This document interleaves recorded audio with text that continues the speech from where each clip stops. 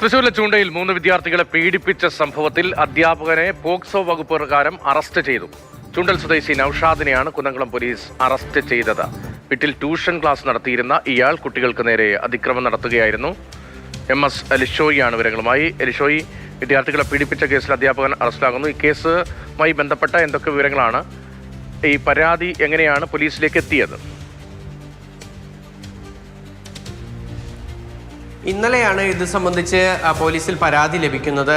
തൃശൂർ ചൂണ്ടലിൽ നിന്ന് കുന്നംകുളത്തേക്ക് പോകുന്ന റോഡിൽ അതിനിടയിൽ താമസിക്കുന്ന നൌഷാദ് എന്ന് പറയുന്ന വ്യക്തിയാണ് ഇത്തരത്തിൽ വീട്ടിൽ ട്യൂഷൻ ക്ലാസ് നടത്തുന്നുണ്ടായിരുന്നത്. ഈ ട്യൂഷൻ ക്ലാസ് നടത്തുന്ന വ്യക്തി ഇയാൾ 3 കുട്ടികളോട് അതിക്രമം നടത്തി എന്നുള്ളതാണ് പരാതിയിൽ പറയുന്നത്. ഈ കുട്ടികളുടെ സ്വഭാവത്തിൽ അസ്വാഭാവികത തോന്നിയ വീട്ടുകാർ വിശദമായി ഈ കാര്യങ്ങൾ ചോദിച്ചറിയുകയായിരുന്നു. അങ്ങനെയാണ് ഈ വിവരം പുറത്തറിയുന്നത്. ഉടനടി തന്നെ ഇതുമായി ബന്ധപ്പെട്ട് കുന്നംകുളം പോലീസിൽ പരാതി നൽകി. കുന്നംകുളം പോലീസ് ഇന്നലെ തന്നെ നൌഷാദിനെ വീട്ടിലെത്തി കസ്റ്റഡിയിലെടുത്തിരുന്നു.